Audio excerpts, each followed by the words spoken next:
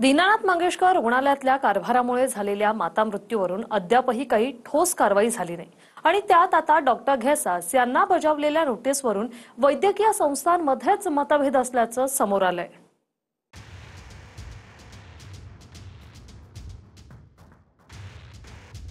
मंगेशकर रुग्णालयाच्या कारभारामुळे मृत्यू झालेल्या मातेवरून दोषी कोण यावरून आता मेडिकल संघटनांमध्ये मतभेद झाले आहेत।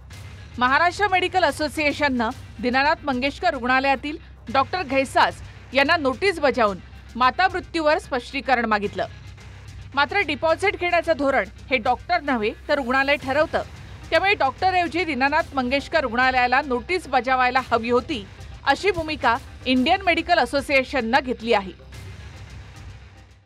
महाराष्ट्र मेडिकल असोसिएशननं माता मृत्यू प्रकरणी डॉक्टर घेसास यांना नोटीस बजावली। त्यावर इंडियन मेडिकल असोसिएशननं असं म्हटलं की डॉक्टरऐवजी ही विचारणा मंगेशकर रुग्णालयाची होणं गरजेचं आहे। महाराष्ट्र मेडिकल असोसिएशनचं असं म्हणणं आहे की डॉक्टर घेसास यांच्यावर रुग्णाच्या नातलगांकडनं 10 लाख डिपॉझिट मागितल्याचा आक्षेप आहे। त्यावर इंडियन मेडिकल असोसिएशननं असं म्हटलं की डिपॉझिट कुणाकडून किती घ्यावं हे धोरण डॉक्टर नव्हे तर रुग्णालय ठरवतं। महाराष्ट्र मेडिकल असोसिएशनच्या मते रुग्णालयानं त्यांना जी माहिती दिली त्यावर त्यांनी डॉक्टर घेसासांना नोटीस बजावली। इंडियन मेडिकल असोसिएशन असं म्हणतं की विचारणा ही रुग्णालयाची व्हायला हवी। डॉक्टर घेसास यांना नोटीस बजावणं चुकीचं आहे। प्रत्यक्ष त्याच्यात कारवाई ज्या पद्धतीनं शासन काही डॉक्टरांना टार्गेट करतं, माझं मत असं आहे की संस्थेला टार्गेट केलं पाहिजे। डॉक्टरांना टार्गेट करण्याची आवश्यकता नाही, परंतु या सगळ्या गोष्टीला जबाबदार संस्था असते। कोणत्याही डॉक्टरांची चौकशी करण्याच्या ऐवजी संस्थेच्या ज्या सिस्टीम आहे त्याच्यात बेसिक चूक ही संस्थेची आहे। आपण चौकशी करावी संस्थेची।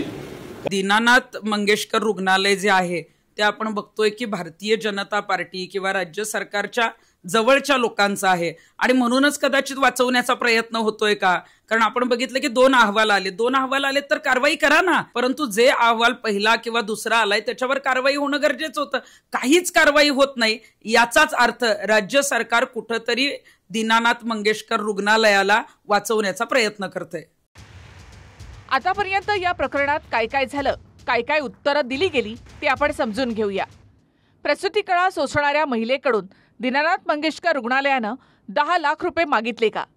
यावर रुग्णालयाचे मुख्य डॉक्टर केळकर असं म्हणतात की डॉक्टर घेसास यांनी 10 लाख रुपये मागितले होते, मात्र रुग्णालय असं डिपॉझिट आकारत नाही। मग नियम नसतानाही डॉक्टर घेसास यांनी डिपॉझिट का मागितलं? यावर केळकर असं म्हणतात की त्या दिवशी काहीतरी राहू-केतू खराब झाले असावेत म्हणून डिपॉझिट मागितलं गेलं। माता मृत्यूबद्दल सरकारने 3 समित्या नेमल्या, 3घांचे रिपोर्टही आले, मात्र अद्याप कुणावरही कारवाई किंवा गुन्हा नोंद झालेला नाही। डॉक्टर घेसास यांनी धमक्यांचे कॉल येत असल्यानं राजीनामा दिला। त्यांचा राजीनामा रुग्णालयानं घेतलेला नाही। भाजप खासदार मेधा कुलकर्णी यांच्या मते घटना मंगेशकर रुग्णालयामध्ये घडली, मात्र जमावानं दवाखान्यापासून लांब असलेल्या डॉक्टर सुश्रुत घेसास यांच्या पालकांच्या खासगी क्लिनिकची तोडफोड का केली? भाजप आमदार अनिल गोरखेंच्या मते महिलेनं IVFची ट्रीटमेंट घेसासांच्या खासगी क्लिनिकमधून केली नसल्याच्या रागातून डॉक्टर घेसासांनी मंगेशकर रुग्णालयामध्ये डिपॉझिट मागितलं असावं। पहिल्या समितीचा रिपोर्ट येऊन आता 1 आठवडा होत आलाय, त्यावेळी आता तात्काळ डॉक्टर आणि रुग्णालयावर कारवाई होईल असं रुपाली चाकणकर यांनी म्हटलं होतं। मात्र अद्यापही या प्रकरणी सरकारकडून ना कोणता गुन्हा दाखल झाला आहे, नाही रुग्णालयाकडून कोणतीही मोठी कारवाई केली गेली आहे। उद्या सकाळी आणि संध्याकाळपर्यंत इतर 2 समितीचा अहवाल आल्यानंतर त्या अहवालानुसार कायदेशीर कारवाई केली जाईल। एकतर दीनानाथ मंगेशकर हे धर्मदाय आहे, त्याच्यामुळे धर्मदायाचा अहवाल असणं गरजेचं आहे। यामध्ये माता मृत्यू आहे म्हणून माता मृत्यू अन्वेषण समिती स्वतंत्ररित्या काम करत असते, त्यांचा अहवाल असणं गरजेचं आहे। एक सोपा असाच प्रश्न की गुन्हा दाखल होणार का रुग्णालयावर? नक्कीच गुन्हा दाखल होईल।